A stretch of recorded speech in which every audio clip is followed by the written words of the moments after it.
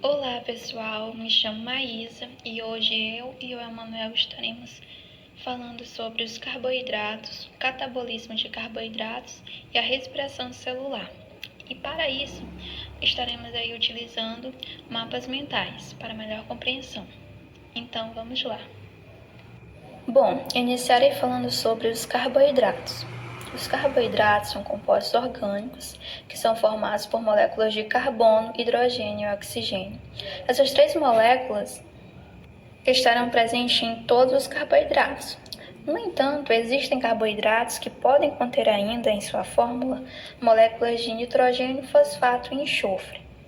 É preciso lembrar também que os carboidratos podem aparecer com outros nomes, como por exemplo açúcares, glicídios, sacarídeos e hidratos de carbono. Os carboidratos possuem basicamente duas funções, a função energética e a função estrutural. Existem três classes de carboidratos, os monossacarídeos, os oligosacarídeos e os polissacarídeos. Os monossacarídeos são açúcares que possuem uma molécula e são, portanto, açúcares simples. Não sofrem, portanto, hidrólise. Os monossacarídeos possuem de 3 até 7 carbonos. E é a quantidade de carbonos que vai classificar os monossacarídeos. Se o monossacarídeo tiver 3 carbonos, ele será uma triose. Se tiver 4, tetrose, 5, pentose, 6, hexose e 7 carbonos, heptose. Para fins didáticos, é preciso que saibamos principalmente dois grupos, o grupo pentose e o grupo hexose. No grupo pentose, teremos dois açúcares bastante conhecidos, que é a desoxirribose, que está presente no DNA, e a ribose, que está presente no RNA. Esses dois açúcares eles vão ter uma função estrutural. Já no grupo hexose, teremos três açúcares que possuem uma função energética, que é a glicose, que como veremos mais à frente é a base da respiração celular, a frutose e a galactose, que serão transformadas no nosso organismo em glicose para que também possam ser utilizadas na respiração celular. Os oligosacarídeos são açúcares que possuem de 2 a 10 moléculas, e essas moléculas elas são unidas através de uma ligação chamada glicosídica, que consiste na desidratação, portanto na perda de água. Os oligosacarídeos eles são divididos conforme a quantidade de moléculas. Se um oligosacarídeo tiver 2 moléculas, ele será um disacarídeo. Se tiver 3 moléculas, será um trissacarídeo. Se tiver 4 moléculas, será um tetrasacarídeo, 5 moléculas pentasacarídeos e assim por diante, até 10 moléculas. Para fins didáticos também, é preciso que saibamos principalmente um desses grupos, que é o grupo de sacarídeos, que possuem como exemplos mais conhecidos a sacarose, que é a união de frutose mais glicose, a lactose, que é a união de galactose mais glicose, como vocês podem observar no mapa, e a maltose, que é a união de glicose mais glicose. E por fim, temos a classe dos polissacarídeos, que são açúcares muito grandes, são açúcares que vão de 10 moléculas até milhares. Como exemplos mais conhecidos, temos o amido, o glicogênio, a celulose e a quitina. O amido e o glicogênio vão ter uma função energética, enquanto a celulose e a quitina vão ter uma função estrutural. Bom, compreendidos os carboidratos, podemos então passar a compreender o catabolismo dos carboidratos. Primeiramente, o que é catabolismo? Catabolismo é uma série de reações que visam a produção de energia. Existem dois grandes grupos que realizam o catabolismo, que são os seres fototróficos, que obtêm energia advinda da luz, e são os seres quimiotróficos, que obtêm energia a partir da oxidação de compostos que estão presentes no meio ambiente. Os quimiotróficos são divididos em dois grupos, os quimiolitotróficos, que obtêm energia a partir de compostos inorgânicos, e os quimiorganotróficos, que obtêm energia a partir de compostos orgânicos. O catabolismo em organismos aeróbicos vai ocorrer da seguinte forma, como vocês podem observar no mapa. Os alimentos que são ingeridos eles vão ser transformados em gás carbônico e os prótons e os elétrons vão ser transferidos para as coenzimas oxidativas. E vai haver então a redução dessas coenzimas oxidativas, se tornando, portanto, coenzimas reduzidas. Existem cofatores que podem auxiliar no catabolismo, como por exemplo os cofatores enzimáticos.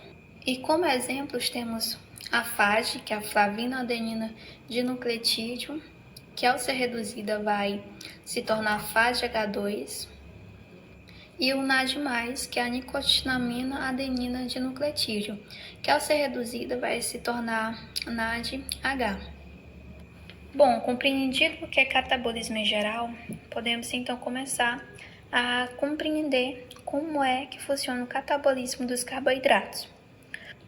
Como vocês podem acompanhar no mapa, os polissacarídeos e oligosacarídeos eles são transformados em açúcares menores, os monossacarídeos. O mais abundante monossacarídeo é a glicose, e é que será usada para este processo. A glicose ela será quebrada no processo chamado glicólise, que consiste em 10 reações, mas que podem ser divididas em 4 etapas.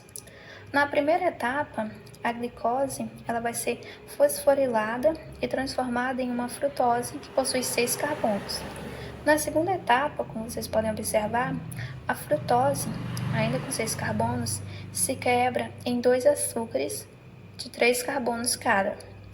Na terceira etapa, esses açúcares são oxidados a ácido e reduzem o NAD+. Na quarta e última etapa, esse ácido dá origem ao cetoácido, que é o ácido pirúvico, e produz, portanto, o ATP. A glicólise ela vai ocorrer em todos os organismos, tanto nos animais como nos vegetais. Olá, irei falar sobre a respiração celular. E para essa apresentação vou ter como auxílio esse mapa mental, onde foi colocado aí os principais pontos a serem abordados. Bom, a respiração celular ela é um processo aeróbico, ou seja, ela depende do gás oxigênio para que aconteça, diferente, por exemplo, da fermentação, que é um processo anaeróbico, que não depende do gás oxigênio. Nós sabemos que nós retiramos a energia dos nossos alimentos, daquilo que nós nos alimentamos no nosso dia a dia, e de acordo aí com o mapa mental, nós temos os carboidratos, lipídios e proteínas, que são aí os principais nutrientes que trazem energia para o nosso corpo e que nós necessitamos. No caso do carboidrato, que é a nossa principal fonte de energia, ele é facilmente encontrado em pães, em arroz e em diversos outros alimentos que nós seres humanos temos o costume de nos alimentar, de consumirmos. No caso do carboidrato, eu vou citar um exemplo muito comum, que é o pão, que normalmente as pessoas consomem pela manhã, e rico em amido, obviamente, e esse amido, né, ele é um polímero do carboidrato.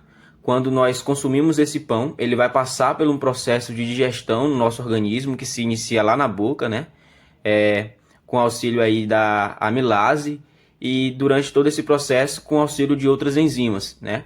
Quando ele passa por esse processo de digestão, né, ele se transforma aí numa glicose, e essa glicose vai para a nossa corrente sanguínea, e da nossa corrente sanguínea ela vai entrar na nossa célula. E é a partir desse momento que se inicia o processo de respiração celular. Respiração celular ele é dividido aí em 3 etapas, né?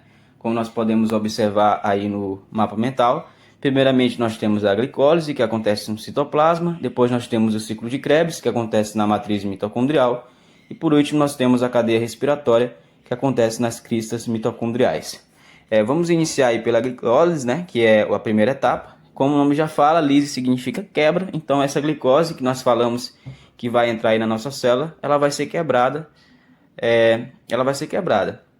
A glicose ela tem 6 carbonos. Então quando acontece essa quebra, nós teremos aí 2 moléculas com 3 carbonos cada, e para acontecer essa quebra, ele acaba também perdendo um ATP. Depois disso, vai passar aí por diversos outros processos, né? primeiramente, o que é que vai acontecer? Ela perdeu aí o ATP, como eu já falei. Depois vai vir um NAD+, que vai pegar um hidrogênio, vai se transformar em NADH. E depois ela vai ganhar 2 ATPs. E como resultado final, nós teremos 2 piruvatos, né? Então é importante a gente lembrar que quando nós vamos falar do saldo da glicose, nós temos que lembrar que são 2 moléculas de 3 carbonos. Esse processo acontece com cada uma dessas moléculas.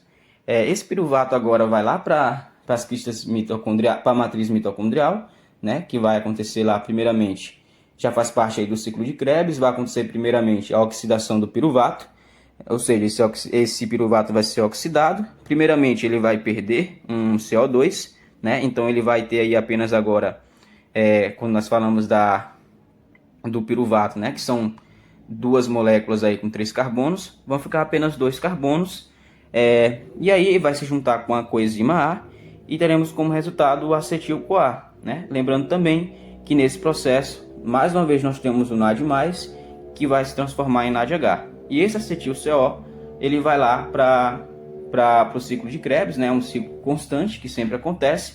E nesse ciclo de Krebs, nós teremos aí como o saldo final, no ciclo de Krebs, a produção de 6 NADHs, a produção de 2 FADHs, a produção de 2 ATPs e a liberação de 4 CO2.